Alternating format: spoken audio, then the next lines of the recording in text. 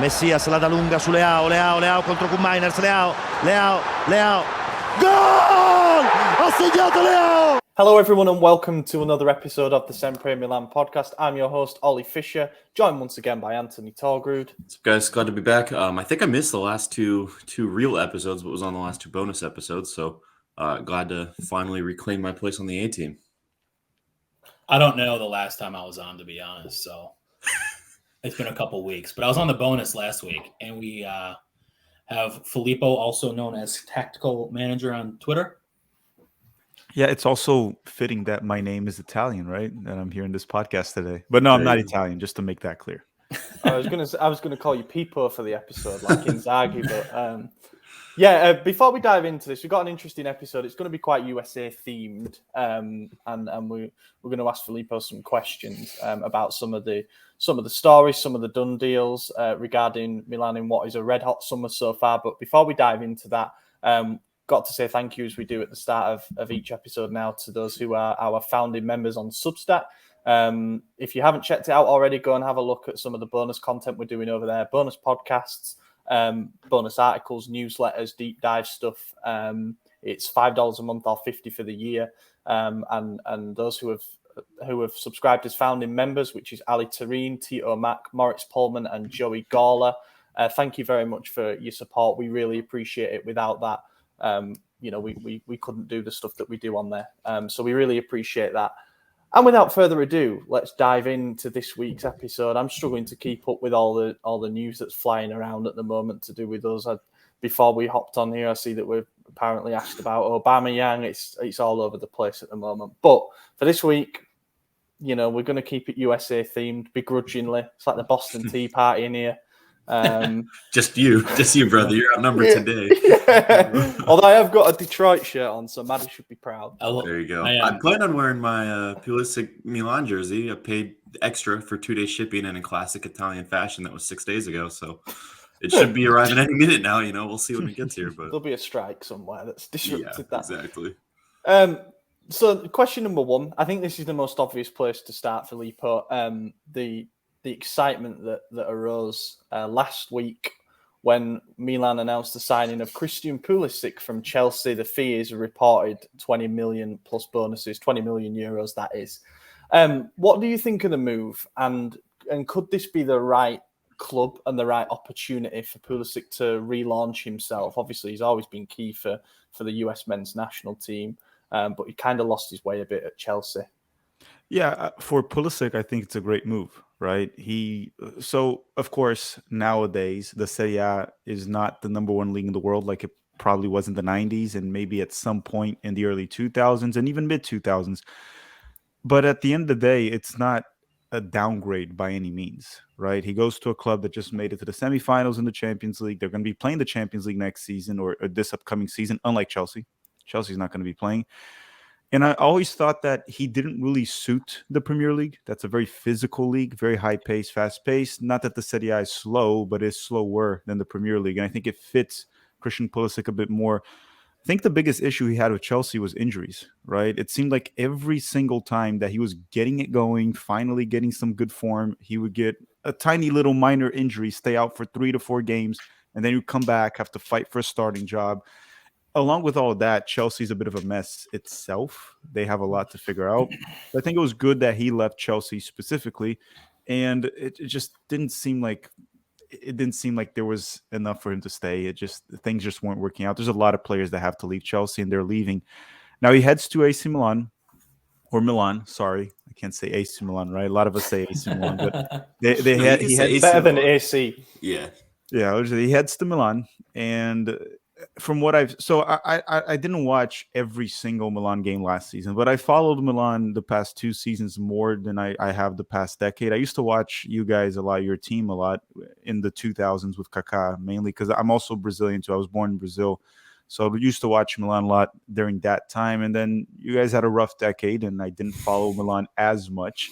But ever since you won the Scudetto, I was like, okay, it looks like the 2 Milan teams are back, right? Inter Milan won the season before, then Milan won the season after. I was like, okay, maybe I should start following those 2 again. And I did.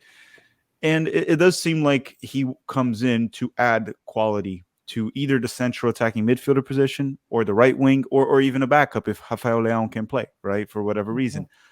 So I think it's a good move for Pulisic. The question is he going to stay healthy? If he stays healthy, he's a great addition to Milan. He'll probably be a starter. He'll have an impactful season. And we've seen a lot of players come from the Premier League, even Chelsea, right, specifically. Many, many years ago, we saw Mo Salah have that move, right? Leaves Chelsea, goes to Roma, succeeds, comes back to Liverpool, and you see how he is now. Most recently, even with Roma, again, Tammy Abraham. Chelsea doesn't want him, comes to Roma, very successful. So I think overall the movie can work, and this is ultimately probably Pulisic's last chance with a big club. If he can't make it with AC Milan, he's going to have to finally actually downgrade to maybe a mid-table team. Not MLS, in my opinion. Just like mid-table. Not that. I'm not going Lyndon Donovan route here. We're just like, if it doesn't work with Milan, he's going to have to downgrade to maybe a Premier League mid-table team or an Italian mid-table team. It's probably his last chance with that because it already didn't work with Chelsea. But as long as he can stay healthy, I'm excited for this move. And I like the fact that he went to a club that just pissed off a bunch of Chelsea fans on Twitter. You guys might like this. I said he moved to a bigger club. Right, which at the end of the day, anyone that's not like 13 years old should know that. Right? Sure, yep. Chelsea has more money now, and they can sign more players, and if they figure it out, they'll probably have a better team or better roster than Milan. But in terms of history, anyone that's not 13 or 14 years old should know that by now. Yeah, definitely. Well said. Chelsea's been a better club in results over the last few years, but as in terms of size, like it's no comparison. You know, they've got what, 2 decades of existence really since the Abramovich takeover. But yeah. So there's been other reports suggesting that we're trying to get Eunice Musa from Valencia for around 19 million euros. What are your thoughts on that move if it goes through, and what kind of player can we expect right now? That's a bit different from Pulisic. I don't see how Musa would add value to Milan in the short run, besides being like a backup maybe for depth. And obviously long run, that's an interesting signing. If you guys can lock in Eunice Musa 3-4 years from now, maybe he can be impactful. I know you all lost Sandro Tonali, right? He went to Newcastle. That's a big loss. You signed Loftus-Cheek, which is okay of a signing. I've watched a lot of Chelsea the past few seasons, mainly because of Christian Pulisic. Don't think it's a problem. But the thing with Eunice Musa is an interesting one. When he plays for the United States, he's one of our best players. Probably a locked-in starter. That's debatable because we have McKennie, Tyler Adams, and Musa there in that midfield, and now Gio Reyna has become a central attacking midfielder. But when he played for Valencia, which it got to a point last season where I just stopped watching. I seriously stopped watching. And I try to scout as many American players as I can abroad. Valencia was crap, and Musa always seemed like a passenger for the team. It just seemed like he was there in the midfield, right? Not really making anything happen, not really a problem. But again, when you're playing for a team like that, you would expect maybe him to step up a bit more, be a bit more aggressive. Nothing was happening. I swear, he wasn't doing anything for Valencia. He started probably nearly 30 games, and I kid you not, I would say he played one good game the whole season. Everything else was very average, never really to blame, but very average, nothing. For the United States, he looked a lot better. But again, take into consideration the opponents we play in CONCACAF, which are not very good. But in the World Cup, Musa was also fine in the World Cup, played well, even against England. So I guess it's an interesting one because he could be also one of those players that when you just put him with better players than Valencia, like Milan has, just steps up his game, plays better.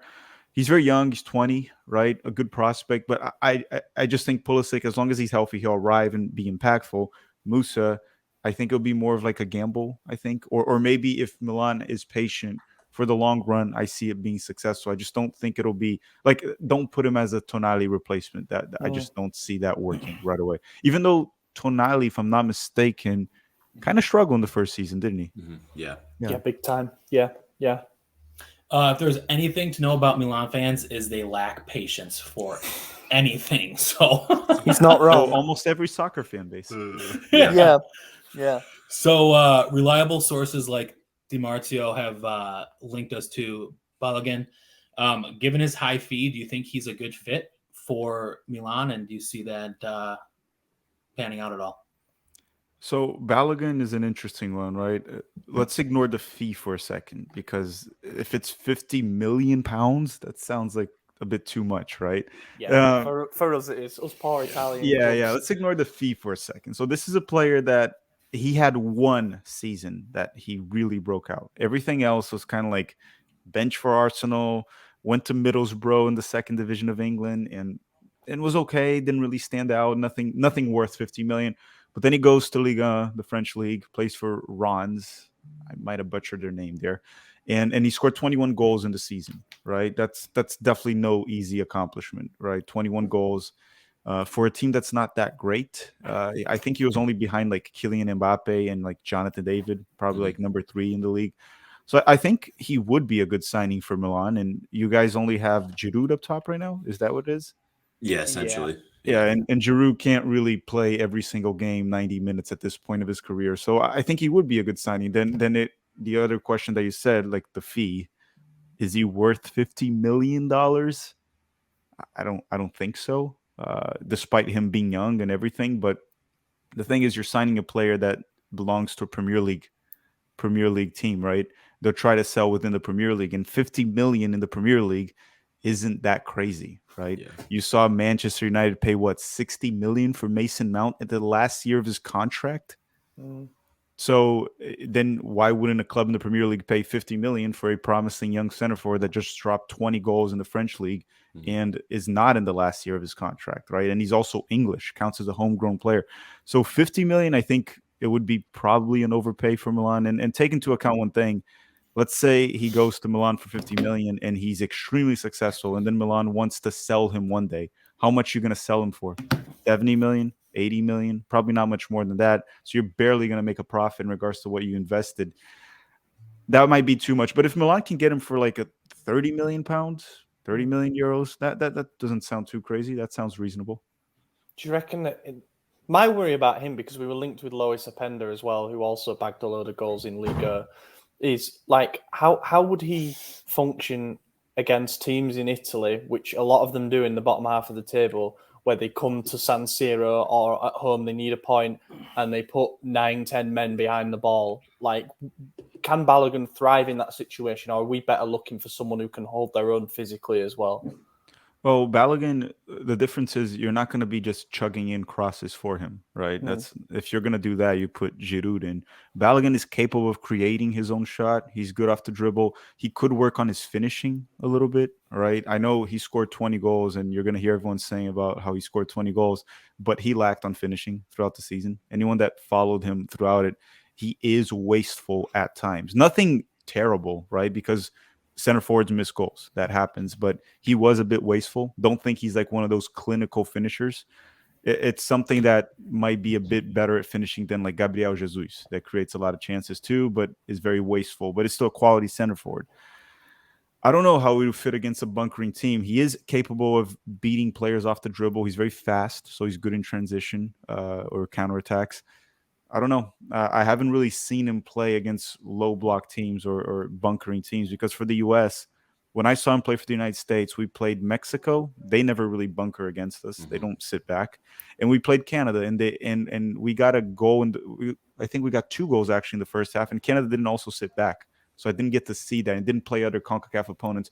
And for Rennes in Liga, no one really sat back on the games I watched, right?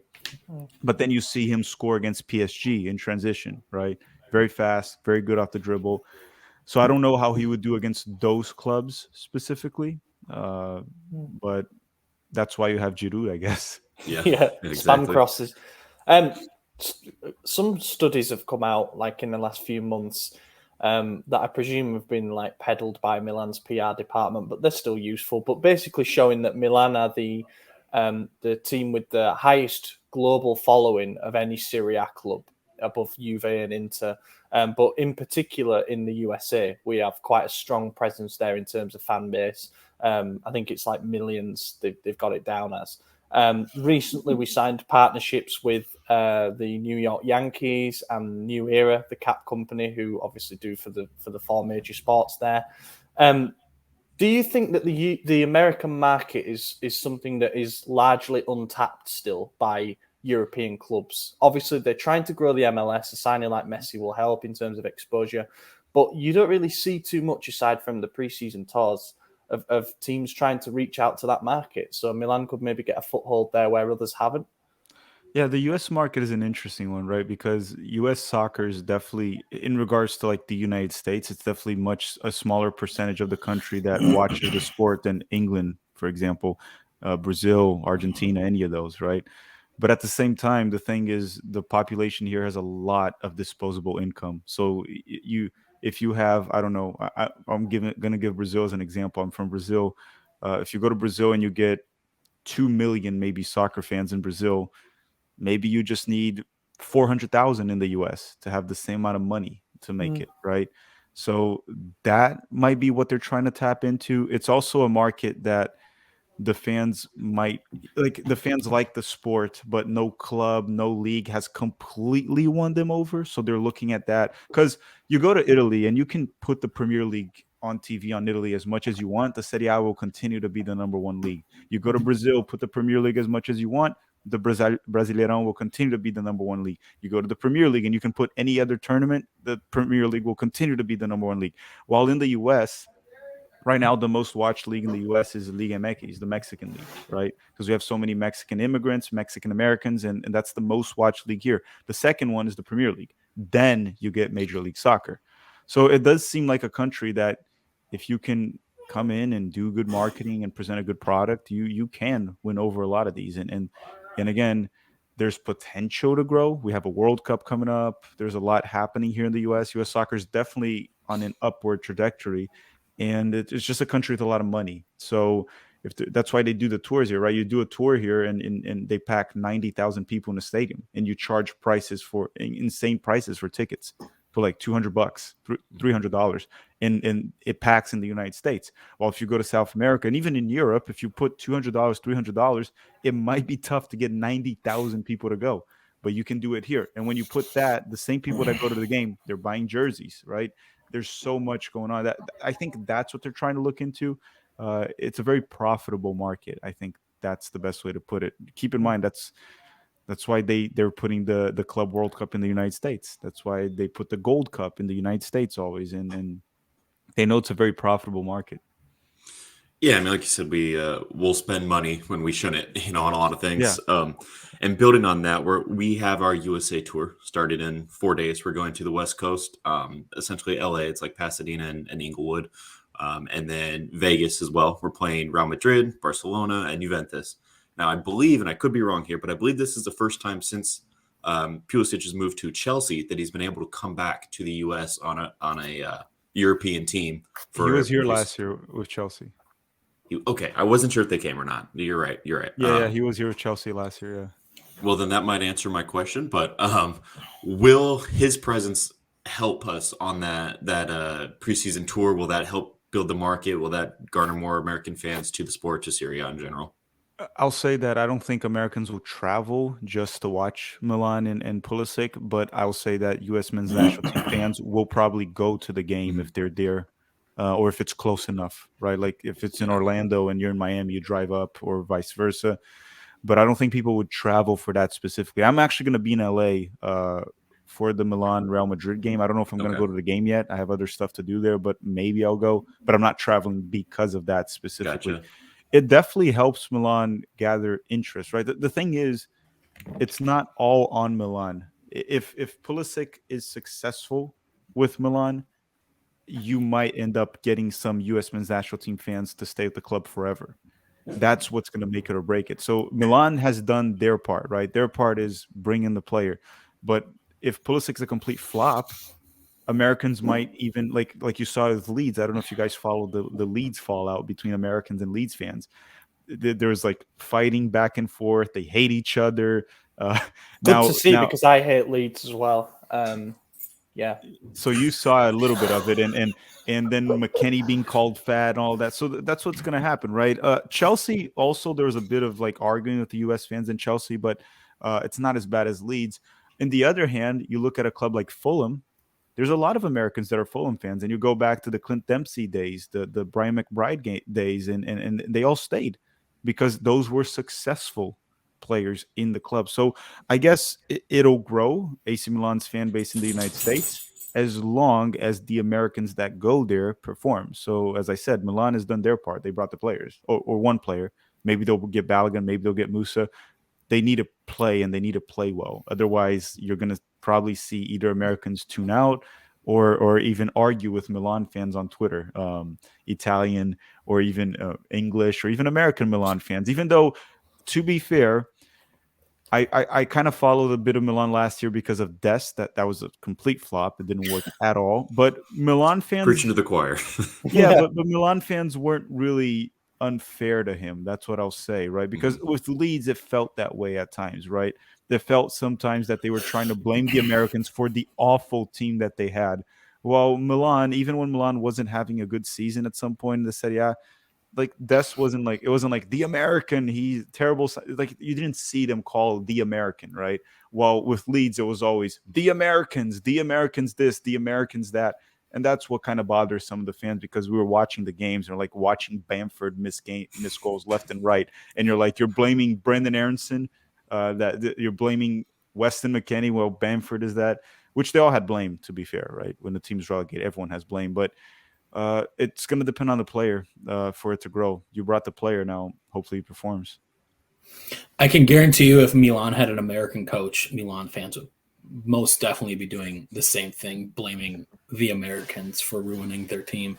But it's not too late. I guess we have an American owner, so it's definitely not too late. Are there any other U.S. men's national team players that you think would be a good fit at the club? Good fit at the club right now for AC Milan. I mean, if it's cheap, I guess Tim Ream at the center back can't hurt nowadays with his experience, distribution, great player. That's a player that can always help, add value. But overall, I guess like if they were to look into a signing, Gio Reyna could be a good one, right? You guys are talking about playing Pulisic at the central attacking midfielder. Gio Reyna is the actual central attacking midfielder for the United States. Very talented. We saw that in Nations League, still young. But again, similar issue to Pulisic's been dealing with injuries back and forth. So, but outside of that, again, I don't think there's any other American player that would add much value to the squad unless you're talking about like depth, right? If you want like a box-to-box midfielder, I know McKennie's available for Juventus, but I don't know if he would start. Probably be a backup with Milan.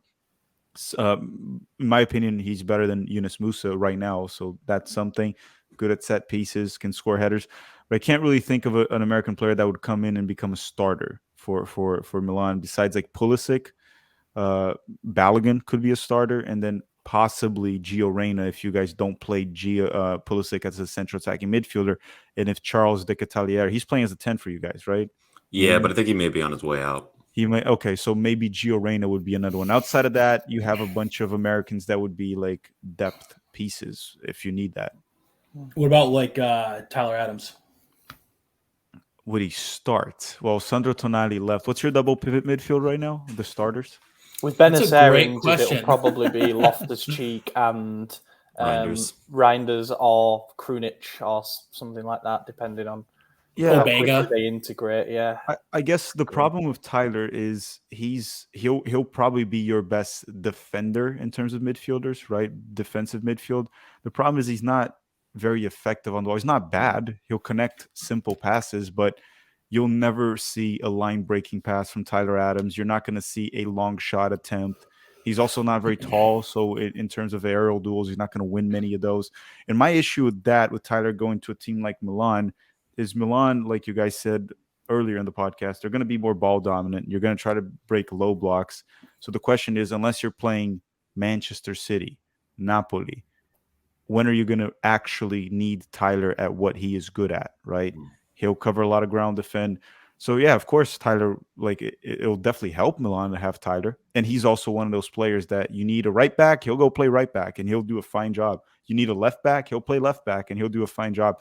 So, yeah, he'll help your roster. My only question is, when will you need him, right?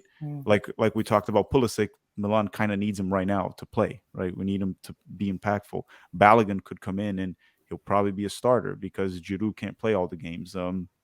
Tyler, there's that question. The just like it's just like it's very frustrating because I talk about this. You see that quite a bit when he's playing for the US and we're playing against like very bad CONCACAF opponents, right? You have Tyler, has all that defending skill set, but you don't need it against those teams. And then when he's on the ball, nothing's happening. Now, with the Leeds, on the other hand, a team that needed a lot of defending, he was extremely important for them, maybe the most important player for them. But it's different. It's a different situation, right? Like key player for Leeds, key player for Milan. There's a difference there.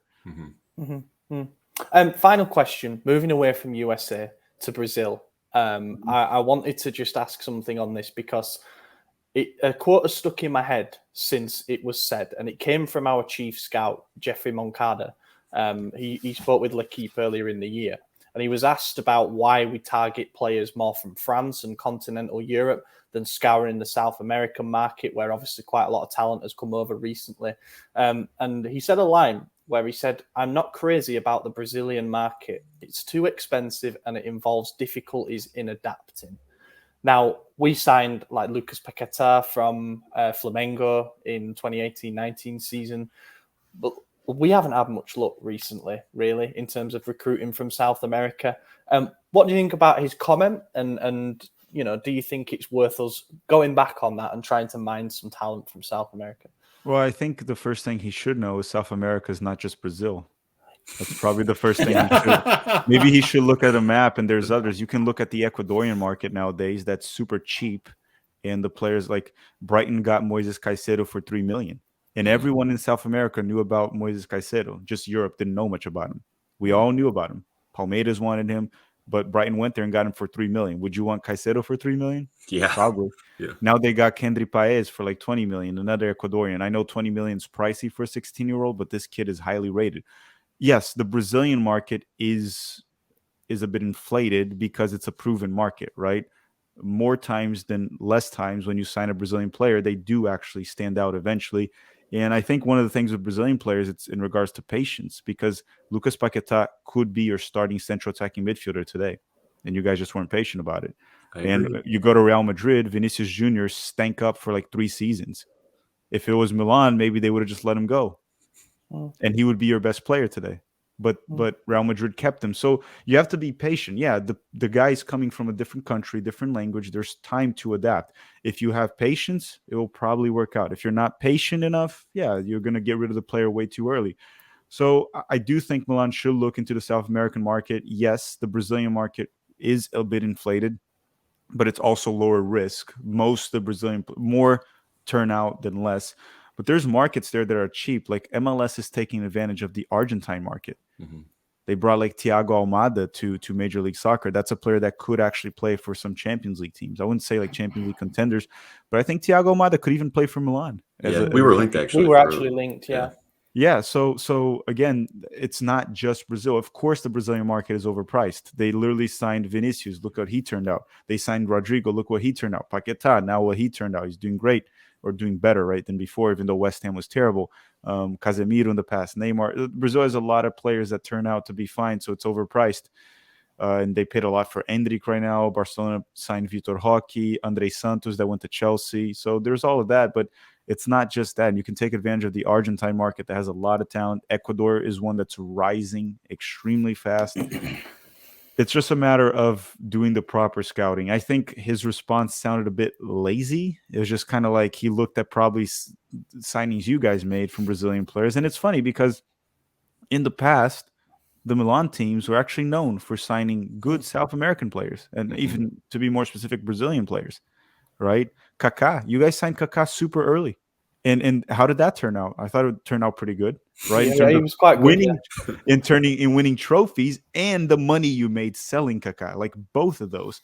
You go back also Inter Milan, they had Ronaldo phenomenon when he was probably at his best until he had that knee injury. So I don't buy his comments. I think it's a load of crap. And I think actually overall the European market is more expensive. Actually, it's tougher to sign players in Europe. But again, that's probably because he doesn't have enough scouts in South America, so it's easier to just dismiss it rather than actually look into it. I think he's actually worked on it since then, to be honest. He has. I think so. because we've apparently got a team out there in scouting in South America now. So maybe we'll see some more links. Who knows? I think the biggest risk for us in South America is just we only are allowed to sign 2 players that don't have European passports per season. Mm-hmm. So when you look at that, knowing you only get 2, and then knowing the risk, especially if you're signing a younger one, I think that adds a little apprehension. But you're absolutely right. I mean, the talent's there. We see it. Argentina just won the World Cup. Like there's plenty of people coming from South America. And even when we talk about Brazil, they didn't win the World Cup and they lost early. But when you look at their roster, Brazil was the best roster with France in the World Cup, player by player, of course. That doesn't mean you win it, but you look at the players they had: Brazil, Argentina, Ecuador was the second youngest team in the World Cup, just behind the United States. And I mean, they played toe to toe with the Dutch team. Colombia didn't make it to the World Cup, but they have a lot of talent too. Colombia, Uruguay has a lot of young players too. So I don't really agree with that. I think if Milan does a good job scouting, there is that issue that you just mentioned, though I didn't know that they can only sign 2 players. And yes, unlike the United States, where you can come here and sign Americans that have a nationality in Europe, there's a lot of them, right? In South America, most of them don't. Besides Brazil, you'll get a lot of players with like Portuguese passports that they're eligible for that. But most of South America, you don't. Actually, maybe Argentina. There's a lot. Maybe Argentina. But yeah, Ecuador, Colombia, usually they don't have a European passport. So that makes it a bit difficult. But I still think it's worth the risk, one or another. And they will be cheaper, Colombians and Ecuadorians. And these are very good markets. Question. The date is July 19th, 2026. I think I already know the answer to this question. But Brazil versus United States. Oh, the World Cup. You're fast forward. 2026. Okay. World Cup final. Brazil versus USA. What jersey are you going to wear? Dude, that's not happening. That's not happening. Let me dream. Honestly, the USA are lucky that you just automatically. So I actually was asked that before, and I said for the 2026 World Cup, because it's in the US, and I think the United States needs a big put. Like soccer in the US won't change in Brazil. No. Soccer won't change in Brazil regardless of the result of the World Cup. It's not going to change for the better or for the worse. It's the same. So I'd rather have the US win the 2026 World Cup, but that's just not realistic. The team we have right now, I think we would be blessed if we can make a semifinal run. If we make a semifinal run, it's already a blessing. It's already an overachievement. Being realistic, the U.S. has a team to, go to the quarterfinals and lose to the first big team we face. I don't think that's realistic. But if I had to choose there, I'll probably go for the U.S. in 2026. I think it's much more important for this country to make a deep run than Brazil. Brazil also, in my lifetime, hopefully I still have many, many years left, I think they'll win a World Cup at some point, Brazil. Yeah. Again, I watched 2002. I was still a kid, but I watched it in 2002. I haven't really seen the U.S. make a deep run. And again, it's something that could just never happen. It could never happen. I don't know. So I'll go with the U.S. for 2026. That's a good note to end on. Filippo, thank you. Thank you very much for coming on and giving us a lot of useful insight there. And it's going to be England in 2026. Sorry to bore everyone. It's coming back. We're bringing it home. That's almost as crazy as the Brazil-US. No, we're taking the US back in 2026. Felipe, thank you, and be sure to give him a follow on Twitter. And yeah, thank you very much for joining us. Thank you very much. Thank you very much for having me here. We'll be following Milan closely this season, the Americans. So get ready for the Americans. I hope it doesn't get too toxic. No, it won't. It won't. You'll hear the word. If the word soccer doesn't bother you, you'll be fine. So we put out the questions tweet, and as always, you guys delivered with some great questions. I am going to start with one of them that comes from Abhijit Mohan. Milan's lineup in midfield seems incomplete to meet claims that we will play with a 4-3-3 without a regista/defensive midfielder. What sort of profiles must we sign to switch seamlessly between two formations? Now, I wanted to address this because it seems to come up every day in our chat. Like, what are we doing with the midfield here? We're just signing box-to-box players. Let's say we start. This is unlikely because Pioli likes to bed his guys in and whatever. Let's say we start that first game against Bologna away from home with Loftus-Cheek, Reinders, Musa as a midfield three. How are we feeling about that? Well, I'll think tell it's you plenty. what, we'll dominate the box-to-box midfield game. Yeah, yeah. And you know what? Moneyball, just running back and forth. That's how you do it. So I did watch Moneyball actually this weekend. I just threw it on, but I think we'll be fine. I obviously, yes, we do need a defensive midfielder, but for that first game specifically against Bologna, I think it'll be good. I think all those 3 players are able to break lines down and get over. I think we'll be fine. I think we'll be good, but we do need a defensive mid. Honestly, I didn't even hate that Tyler Adams shout from Madison earlier, even though he didn't say it would be the best fit. I actually thought it was kind of nice. He'd be non-EU, I guess. Yeah, we can't get him. It's not happening. But no. yeah, I agreed with what Filippo said about how it might serve us to have like a disruptor to sit in front of the defense, because I think that is the obvious thing that we're all looking at and thinking you can't have a 3-man midfield where every player's natural thing to do is take the ball and run with it. That doesn't seem like. So I put a tweet out, and some people replied to it saying, "Well, there's enough energy there to cover. I think we'll be okay. We'll become a pressing machine again." I mean, what was our problem in January and March when we had horrendous defensive record? We constantly left the back 4 exposed in transition, and you want to line up next season again without an actual defensive midfielder? Really? I think some games, like maybe that Bologna game, you can get away with it. But I think in other games that gets ruthlessly exposed. So I don't like the idea of, because it's not just those 3 either. Okay, you turn to the bench. Who can we bring on to stabilize the game? Krunic and Pobega are both box-to-box profiles as well. So there is absolutely no variety to that midfield. They are all literally, I know it's too simple to call them box-to-box players because they all do slightly different things, but essentially they are all better on the 2 sides in a 4-3-3. Like that. That's it. I'll say again, Nicolas Dominguez is available for like 10, 15 mil. I really think he's the one who you sit in front of the back 4, and he's good at distributing the ball. And that's a bargain deal that's crying out to be done. And again, if the phone lines are open with Torino, I'd be asking what they want for Samuele Ricci, because I think it's a matter of time before he's an established Italy international, and he's homegrown as well, so he would tick that box. But yeah, I have some question marks about the balance of the midfield we're trying to build. Especially with Pioli's coaching. J-Bad asks, do you miss Tonali still? I mean, yeah, like you miss him like a friend when they move away or you move away, like you're never gonna be like, fuck that guy, I don't need him anymore. Like, he didn't do anything wrong to us. He just transferred clubs. That happens in this game. So yeah, you miss him, but I was never, I wasn't in my feelings about the transfer to begin with. I thought it made sense for us, and look what we're doing now. We're signing players left and right once a week, it seems. So as long as we build the team correctly and use that money wisely, then I don't think there'll be hard feelings, except for the people who are Tonali fans first and foremost. So and that's not me. Look, I got a Tonali jersey. It's the blue one. You can see it hanging up right there. But it is what it is. That's ball.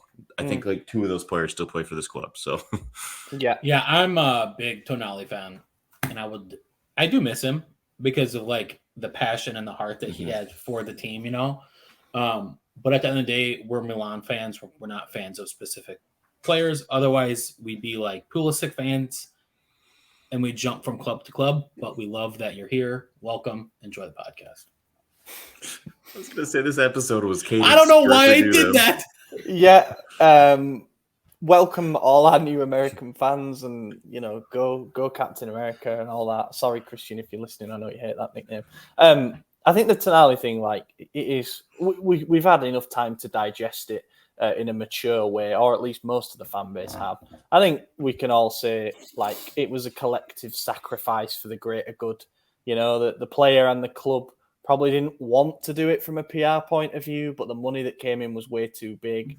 And, the sacrifice element is ultimately because we've now got the 70, 80 mil, including bonuses, to basically rebuild the team. And sometimes I guess you do need to make a painful decision in order to do the thing you really want to do. And we won't know, I guess, until about a year's time, how much we missed him on the field. But in terms of an off-field thing, we are being treated to quite a rapid fire by our standards start to the summer window. So I think that distracts people quite easily.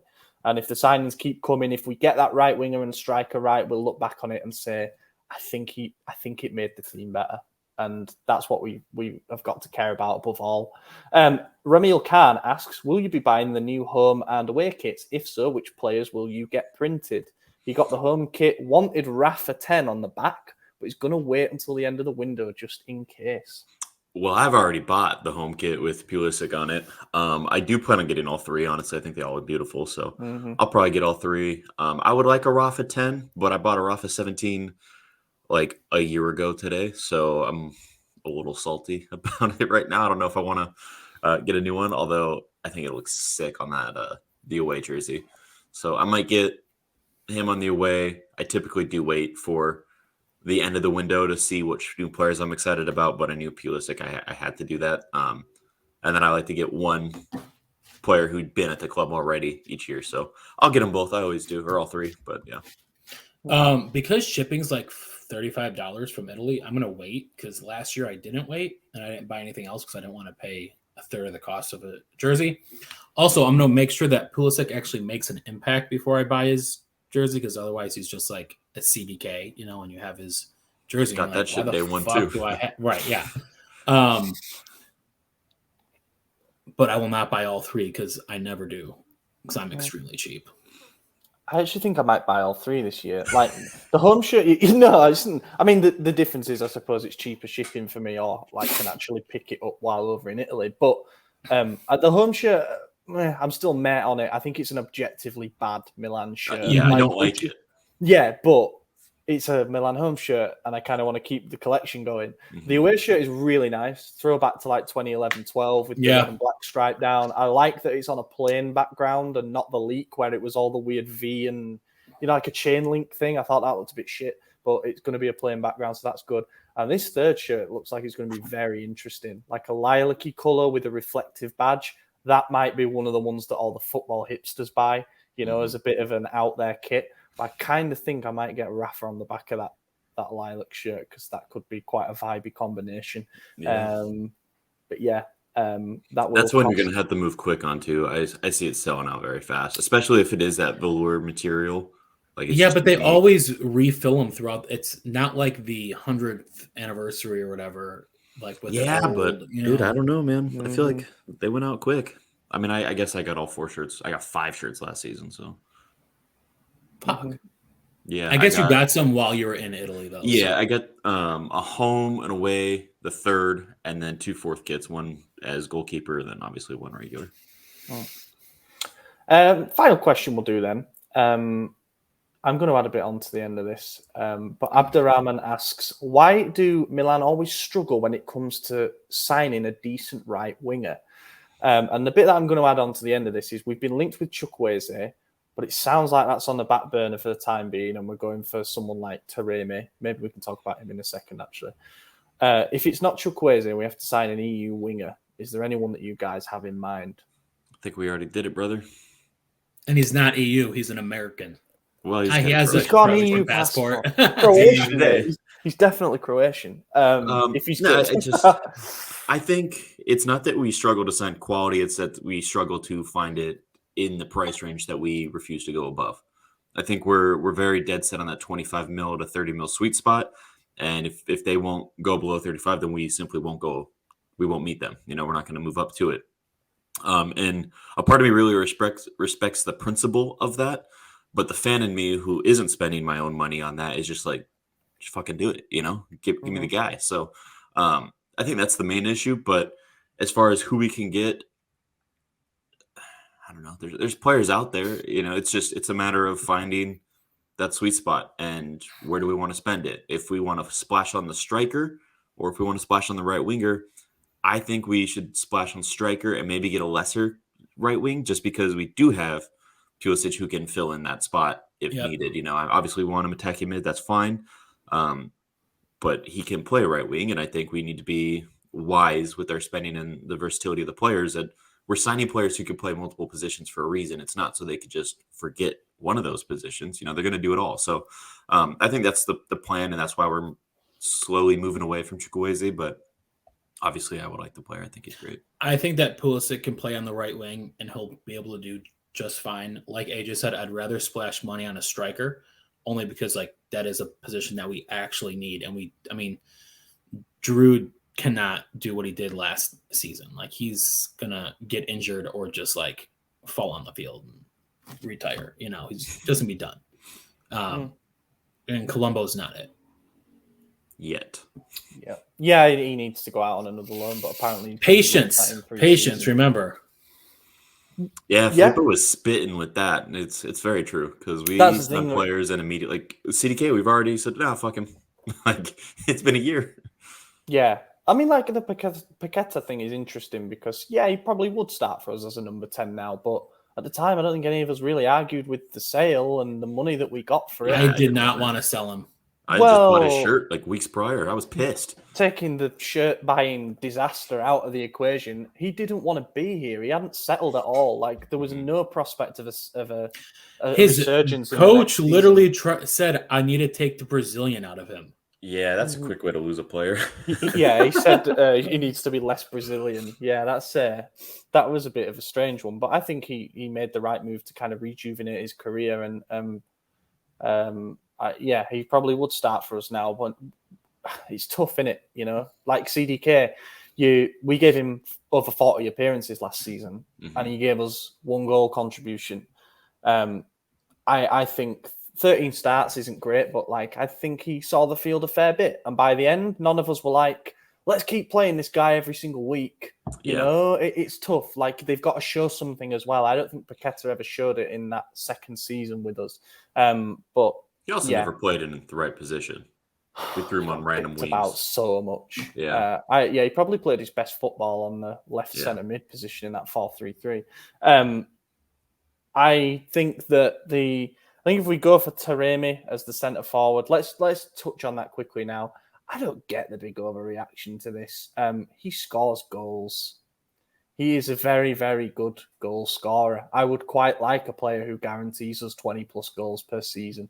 I don't know if he does. You could say he did it for 3 straight years in Portuguese league, but that is the Portuguese league, and we're getting him at 31 years old. Like, who's to say his decline doesn't start immediately this summer? Like that's my concern. I think for a guy with 1 year on his contract at that age from a league that, let's be real, isn't a top 5 league, that worries me. If it were 20 mil.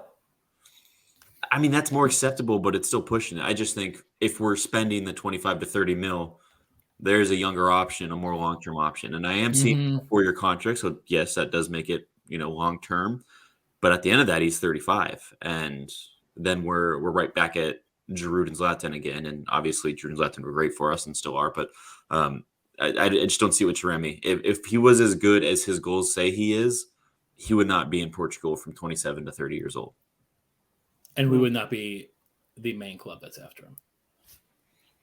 He's got a good record in the Champions League as well, which I sure. think, but I think the teams he scored against in the last season's Champions League weren't anything impressive. I think there was one decent team in it. Yeah. Was it Madrid? Did he score against Madrid? Atletico Madrid, yeah. Atletico, yeah, which I so did Macias. I mean, look, I get it. He wouldn't be top of my list either, for the reasons you guys have said. I would rather we sign a younger striker than 30 years of age, although we signed Origi at 26 and we thought prime player, brilliant, and it didn't work out. And also contract situation, I think the fee is a little bit high, but I can understand why Porto don't want to sell what is objectively their best player. He is their match winner by a mile. And it sounds like the wages, are going to be okay, about 3 mil per year, which is fine. And there's the growth decree, which brings the thing down. He takes that final non-EU spot, which limits our options for other positions. I understand all the concerns, but if ever you get the opportunity to sign a player who's scored, yes, Portuguese league, I don't really know what the quality is like, to be honest, but I know the 3 teams at the top are pretty good. I like to see his record against Sporting and against Benfica. But, 80 goals in the last 3 seasons. He had 45 goal contributions last season. He doesn't rely too much on pace, which makes me think his body's not going to break down. He'll just kind of adapt to what he's good at, like Dzeko did. He can give us 3 or 4 good years. And the chance to get such a prolific scorer at a figure like that. And then what if the what if the idea is we spend that bit less? You know, we spend half on Taremi that we might have do on Balogun, but then Giroud moves on at the end of next season, and Taremi becomes the backup to the centre forward investment that comes in on a younger player. Maybe we don't see the right young guy out there at the moment.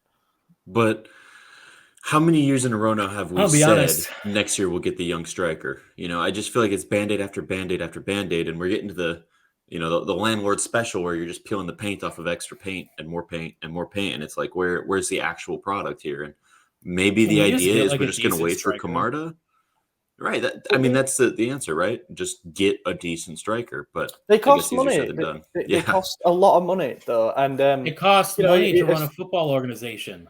as Filippo What the- said, 58 million euros for Balogun is objectively bad business. Mhm. Like that is a huge risk to take, and our Moneyball guys are not going to do that. So if they've scoured the market and they don't see a good age to ability to cost ratio of anyone, they might be thinking, let's plug the gap with somebody wise here who we think is going to fit, and then we'll see what's around next summer. I'd rather they do that than rush into a purchase they don't believe in, because I think we kind of got backed into a corner with the CDK thing, and then we overpaid, and then we realised we don't actually have a great fit for him after all, you know? So it's a difficult one. I'm glad we're not in charge of making those decisions. Openda's gone to Leipzig for like 40 odd million, so it goes to show we probably never really in that race either. But there's also the smoke screen theory.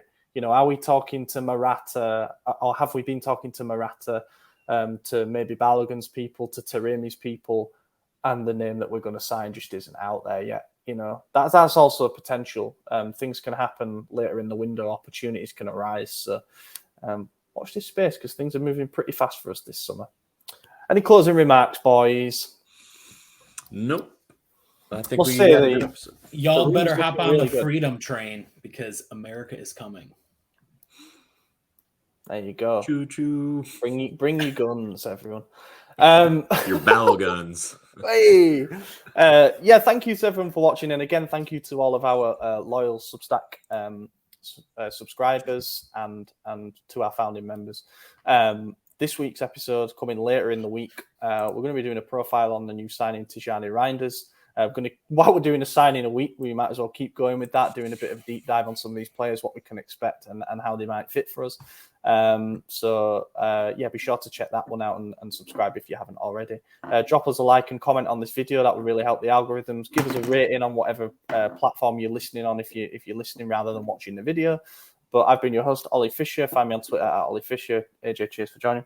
Yeah. I'm on Threads now, so check it out. Maddie. Always great to be here. SempreMilan are on Threads as well now.